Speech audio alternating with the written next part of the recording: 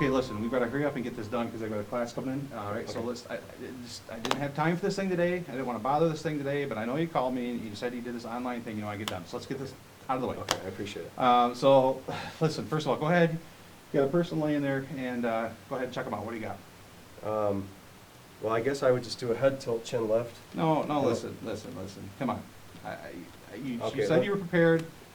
Start at the beginning. I'm sorry, Let's- I'm just kind of nervous. Come on, I gotta hurry up here. Let's start this at the beginning again. Okay, Okay. so you got a person who's unresponsive, Right. they're on the ground. Okay. All right, what are you gonna do next? Um, Listen, hurry up, come on. uh, They're on the ground. Okay, let me help you out. Just, I gotta get this thing moving here. I gotta get these things ready. All right, they're on the ground. You just call 911, and what are you gonna do now? You got 911 called. Hurry up. Okay, so 911's called, and I think I'm gonna check for. I'm really sorry. I'm just so nervous. I gotta have the certificate. Listen, and- you were supposed to have done this online. I did. I did do it online. All right, but you need to know the skills, okay? Let's just say you're checking a pulse. Go and check a pulse. No, come on. You know where the pulse needs to go. You know. Listen, hurry up, check the pulse. Let's do it again. I'm not sure where it's at. It's right there. Are you sure you did this study online? I mean, Yeah, I've but got real students that have a class that need to be taught. I thought that they were supposed to try to help me a little bit. All right, we're doing an evaluation. You got a pulse. There's no pulse. Okay, what are you gonna do? There's no pulse. I guess they need CPR. Yes, go for it. Hurry up. No. What are you gonna do? Reposition the head. No, you just found there's no pulse. So what do you need if there's no pulse? I don't know. You're the teacher. Do I do chest compressions? I don't know. I mean, I could take the test online. I need help. I don't ever use this stuff. Listen, I'm just here to evaluate you. Let's do the compressions. Compressions, okay? You had it. It's good. Okay. 1, 2, 3. Come on, it's way too slow. Way too 5, slow. You're gonna be 6, dead. 7, 8, 9, Faster. 10, 11, 12. Okay, you're 13, way 14, too sloppy on these 15, compressions. Way too sloppy. You're messing up. What am I compressions. supposed to do? Just do some compressions. Get them good and solid. That's all you need to do. 1, 2. You're way 3. messing them up. I mean, this is ridiculous. I'm out of here. No, I'm out of here. Forget this. Now, what you just saw was an example of a skill evaluator who had an issue and a problem. This wasn't a student problem. This is a skill evaluator problem in that scenario that you just saw. Part of the problem was that the skill evaluator was in a hurry, was in a rush, had scheduled a student to come in just before a class, and this skill evaluator could care less for the success of that student, and that was a big problem. And the skill evaluator didn't want to take time to remediate or practice for the student at all. Right. And we do encourage that. If you have a student that comes in that needs time to practice, that's okay. It helps them to feel confident. You can run through the scenario, talk them through the scenario from beginning to end first, and then have them go do it on their own afterwards. Especially for someone who doesn't use this ever. You may have a nurse that works in a doctor's office that the only time she sees CPR is once every 2 years in a class. That's true. And so the scenario that we just saw was the improper way to do this. We don't want to see that happen with any skill evaluators. Again, it wasn't a student issue at all. After the first few sentences that were said by that negative skill evaluator, that student was done. Yeah. It was over. It didn't matter what the Yeah. rest was, what the rest of the skill evaluation was going to look like. That student was so nervous, the person wouldn't have done anything right. No. So Roy, I think what we need to do now is we need to discuss the proper way to remediate students. Mhm. Again, practice is a good thing. So if you have a student that comes in that doesn't quite have the steps right, maybe they learned under the old standards and guidelines, and now we're doing new standards and guidelines, it's a good thing to practice with them. Now, granted, they did go online, and you notice in the scenario the skill evaluator is making kind of jibes at Online versus classroom. Online Right. being inferior, classroom being superior. Right, and it's just not true. It's not, No. it's not correct at all. In fact, if that student had been given a chance by the skill evaluator to actually show some skills, I have a feeling that student would have done incredibly well. Well, and in all fairness, too, I think it's important that we tell you that number one, the 2005, not 2010, but the 2005 American Heart recommendations were already moving into blended learning as an equal or better training option than long traditional classroom. And in 2010, they're actually calling for less and less instructor involvement Yep. and more practice time. So and with more emphasis on blended or self-paced learning. Right. Now, that being said, let it be clear. You're going to potentially have students that are in a hurry and rushed through the training online, just like they fell asleep in your classroom. That's exactly it. So there's no guarantee that when they come in that they're going to know all the skills correctly.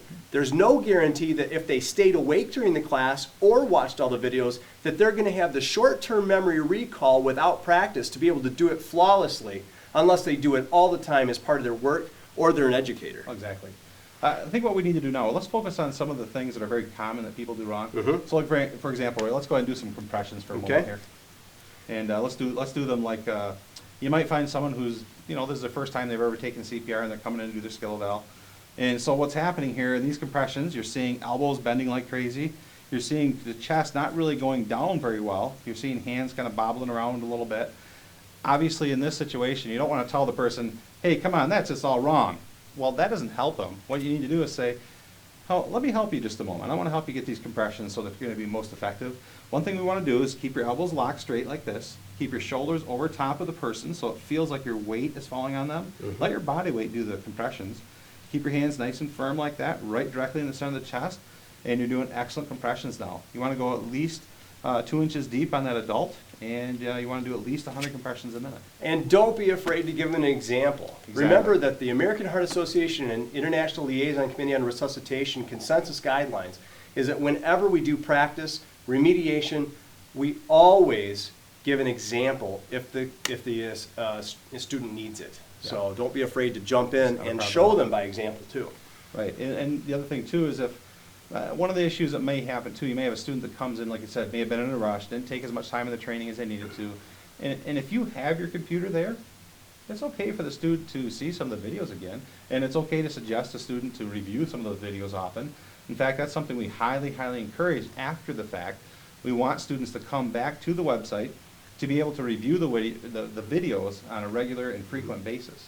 In fact, we do a weekly email right now, so that students do get a video every week that they can review and to keep fresh on these skills. Yeah, I think we really want you to take home as an instructor or a skill evaluator the fact that there's going to be people that come in that aren't going to know what to do.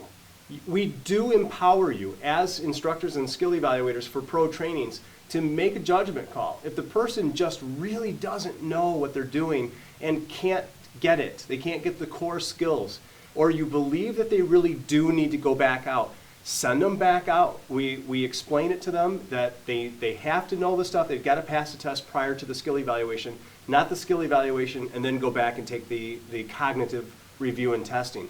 So we're not saying that there's never going to be a time where you're going to say, I think for your benefit and for the benefit of this time that we have together, you might need to go back and remediate on your own and self-pace. I can understand. You're busy. And one thing I think that our skill evaluator team out there needs to understand is that, if you've been in training at all, this life is hectic. It's busy. And one of the reasons that technology is growing in popularity for this type of blended learning is because they don't have enough time in a day. And so they're rushing, they're stressed, they're busy. Many times they've called you as a skill evaluator because they got to get it done right now or they can't go back to work. And so they're under stress already. If you want to build your business, if you want to be successful, if you want to represent your corporation well, keep those things in mind whenever you receive a skill evaluation in front of you and work with them to de-stress them. To take the pressure away and to help them understand just how simple it is to help a person in cardiac arrest, not how hard it is to pass the course. Yeah, and in history, over the last, say, 10, 15 years of instructing, we've found that has kind of been the trend. Finally, they're getting it. They're understanding that, we've been trying to focus on test. Make sure you test and pass the test, when that's not what produces a person who feels confident when emergency happens that they're going to step in and act. Right. Focusing on testing and all these little tiny details is not it. It's focusing on understanding the person needs some compressions, the person needs some air, and we need to make sure 911's been called. Yep. We need to focus on the basics here. And it's not about testing, it's about being confident in the skills that you do have. That's what we want to do. Exactly. We have a motto here, and that is that people don't fail by not being able to regurgitate short-term memory. They fail when they're too afraid to try. And so when you represent pro trainings as a skill evaluator, continue to carry that torch, that we can empower these people to know what to do when a crisis hits. But keep in mind that if they're stressed out in the classroom, you can only imagine how stressed out they are when it's their loved one on the floor before them or someone across the street. Right, so we want to make it so it's, we want to communicate the information clearly. We want to make it easy for them to understand. We still need to make sure that, yes, they do the skills properly. Right. That's the certification. That's exactly yeah. it. So we have to make sure of that. But as a skill evaluator or an instructor, I want to make sure that I am doing the best that I can in helping them to understand it, not trying to stress them out. Exactly. So that's great. Yep. Let's try something like breathing. Breathing tends to be a common mistake that people deal with. You'll often see that when people give breaths, they don't tilt the head back, or they tilt the head back, but they don't pinch the nose. So let's, if you were to give breaths right now without pinching the nose, let's go ahead and try that. You give breaths Air without would come pinching- right out the nose. Yeah. Yeah. And so if you were to do that, let's just try breath and see here. If I were the skill evaluator, I want to look at that and go, in other words, I don't want to go, oh, you're messing up. That doesn't help him, does it? If I say you're messing up, not at all. So as a skill evaluator, I need to add more to that. So if he's trying to give breaths, I might say something like, is there something else you need to do with your hand that's on the forehead in order to ensure your breaths are going to go into the chest? All right? Oh yeah, pinch the nose shut. There you go. And so to try to give the person hints on what to do, not just stop short. Yep. Because you just say, you're doing it wrong. It's too vague. Yeah. What good does that do? And again, you don't need to tell them, pinch the nose. You don't need to necessarily tell them the answer either. You want to try to get them to do that on their own. You That's may right. need to help them, again, assist them in telling them what needs to be done in the long run here. But that's the idea with correcting any of these types of mistakes. So compressions, we talked about that. Giving breaths, we talked about that. Making sure the chest dries without too much air is one of the things that we see often. Making sure that they don't keep on blowing for a long period of time. It should just take a second long. Otherwise, basically the sequence. And the sequence is very simplified now. So it's kind of hard to mess that up now, too. I mean, Yeah. it's basically, you find a person that's unresponsive, unconscious, doesn't appear to be breathing, call 911, start CPR. Yeah. You know, that's about all there is to it. Any other closing words on that, Roy? The other thing I really want you to do is keep in the forefront of your mind that you are a torchbearer to bring life-saving skills to another. And you're a vital part of the team. So treat the student with respect. We have no idea what background they're coming from or what kind of day they've been having. Basic life support is basic. It's easy, it's simple, and it can make a difference during a cardiac arrest crisis, rescue breathing crisis, or an unconscious patient. Don't freak the people out. Help them. I think that's really the take home from here. We hope that this demonstration showed you that. The negative versus the positive. Focus on the positive. Help them to learn, because the only failure is if they don't try at all.